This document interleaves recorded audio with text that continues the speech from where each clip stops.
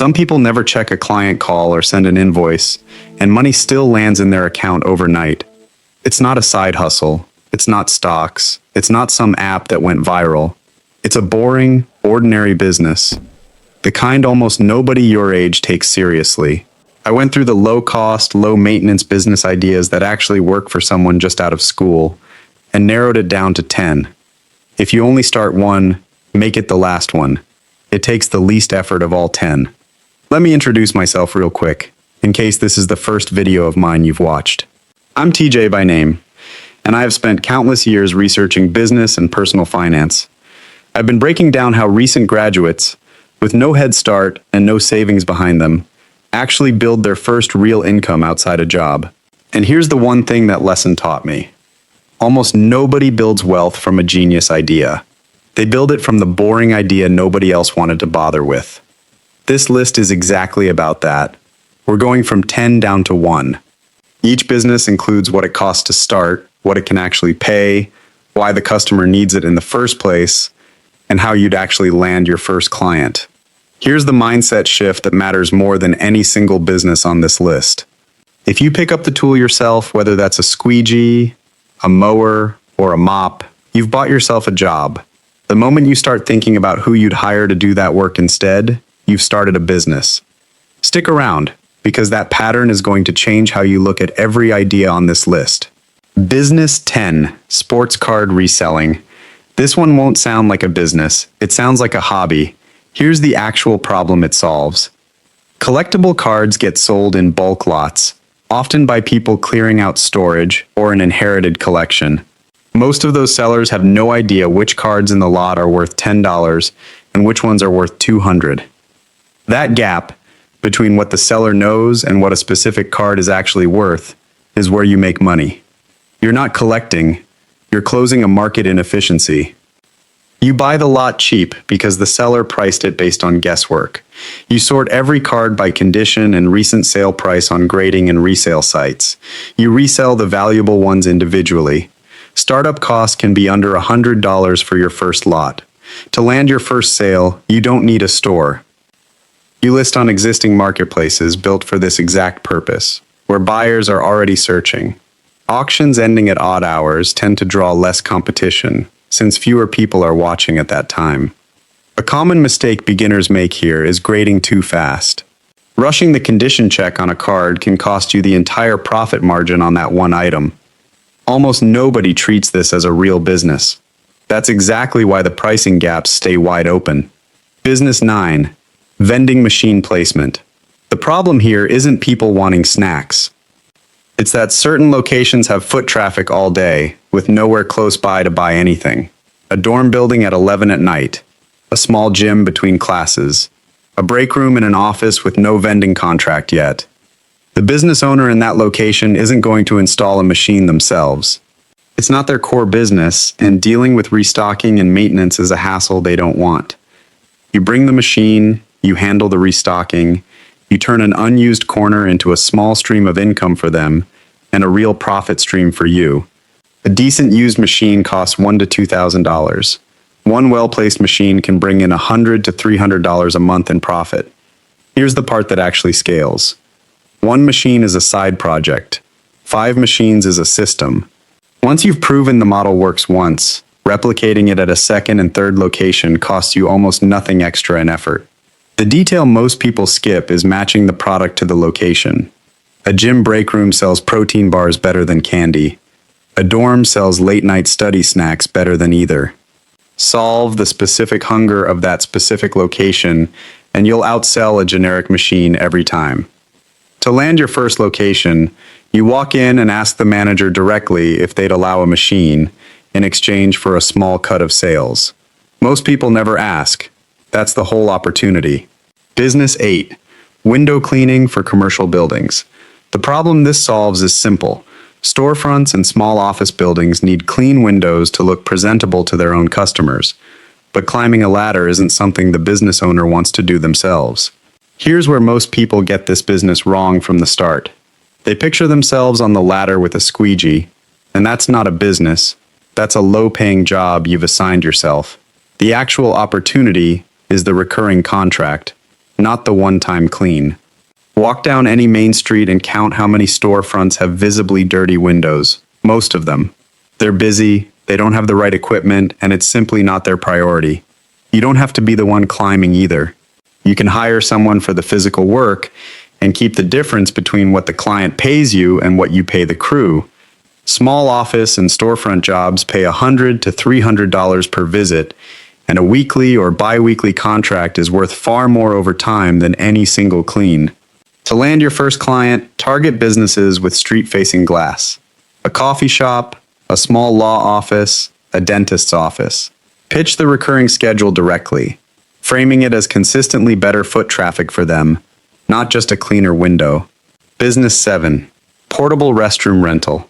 This is probably the least attractive business on the entire list.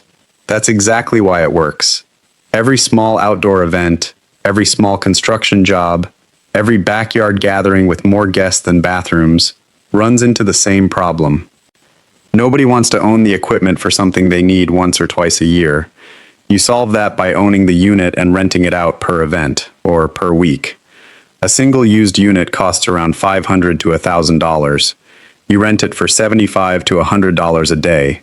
The reason this one has real staying power is that demand never really stops. Construction sites don't pause. Festivals keep happening.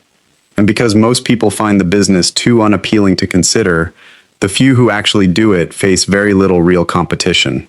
To land your first client, reach out directly to small event planners, local churches hosting outdoor events, or small contractors doing short residential jobs. They need this occasionally, but not often enough to buy their own. Business 6. ATM placement. The problem this solves is a mismatch. Cash is needed in one place, but not available there. Small bars, laundromats, and convenience stores often have customers who need cash on hand, but no ATM on site, especially if the store doesn't want to deal with a bank's commercial ATM program. You place a machine, you keep it stocked with cash. You earn a small fee every time someone uses it. A single ATM costs around $2,000 to $3,000. A well-placed machine can bring in $300 to $700 a month. Location is everything here. You're looking for the exact moment someone realizes they need cash and doesn't have it on them. Once the machine is placed and stocked, refilling it every few weeks is close to the only ongoing work involved. To land your first placement, approach small business owners directly and offer to split the transaction fee with them in exchange for the space. It costs them nothing, and it adds a service their customers were already asking for. Business 5. Bookkeeping for small businesses. The problem here isn't a lack of accountants. It's that small business owners hate doing their own books, and hiring a full accounting firm feels like overkill for a business with a handful of transactions a week. They need someone to keep receipts organized, track expenses, and reconcile their accounts monthly, not file complex tax audits. You don't need to be a certified accountant for this. You need basic organization skills and comfort with a spreadsheet or simple accounting software. Clients typically pay $200 to $500 a month for this. To land your first client, look for small local businesses that clearly don't have their finances organized. A shop with a shoebox of receipts instead of software. Offer to clean up their books for the first month at a lower rate to prove the value before charging full price going forward. Business 4. Residential and commercial cleaning. This one gets dismissed because it sounds too simple to be a real business. The actual problem is time, not dirt. People who work full-time don't have the hours to deep clean their apartment every week, and small offices need to look presentable for clients without hiring a full janitorial staff. A few recurring weekly clients can bring in $1,000 to $2,000 a month. The real value isn't cleaning better than anyone else. It's reliability. Someone who shows up the same day every week, without needing to be reminded or rebooked. In this line of work, being predictable is its own competitive advantage. To land your first clients, start with people you already know. A coworker, a neighbor, someone in a local online group. Ask if they'd want a recurring weekly or bi-weekly slot, rather than a one-time clean. Business 3. Pressure washing. The problem this solves is visible neglect. Driveways, patios, and storefronts collect dirt and mildew over time, and most homeowners don't own the equipment to fix it themselves. A pressure washer costs between $300 and $800 for a solid starter model. You charge $50 to $150 per job. The mechanic that makes this scale on its own is visibility. Once you clean one driveway on a street, the neighbors see the difference immediately, and they call you next, without you ever advertising to them directly. If you focus on clustering your clients on the same street or the same few blocks, you also cut down on the time you spend just driving between jobs, which means more of your day is spent actually earning. To land your first job, offer a discounted first clean to one visible house on a busy street, and let the result do the selling for you. Business 2. Simple management software for small businesses. The problem here is that small businesses run on manual processes that eat up time every single day. A salon booking appointments by text message. A small shop tracking inventory on paper. They're not looking for a groundbreaking app.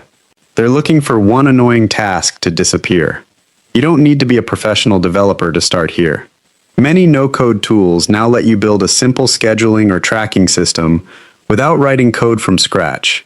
The value you're selling is time saved, not innovation. To land your first client, watch for a business visibly struggling with an outdated process. A paper sign-in sheet, a text message booking system. Offer to build them something simple in exchange for a small monthly fee. Business 1. Teehee 1 to remember. Recurring revenue in any business. This isn't a specific business. It's the idea that connects every single one you just heard. The difference between real income and nothing isn't which business you pick. It's whether that business pays you once or pays you every month. A single sports card sale pays you once. A cleaning client who pays weekly pays you 52 times a year, without you selling them anything twice. Every business you just heard becomes more powerful the moment you turn it from a one-time job into a recurring contract. Notice the pattern. None of these 10 businesses are exciting. Most of them aren't things you'd bring up at a party. That's the whole point.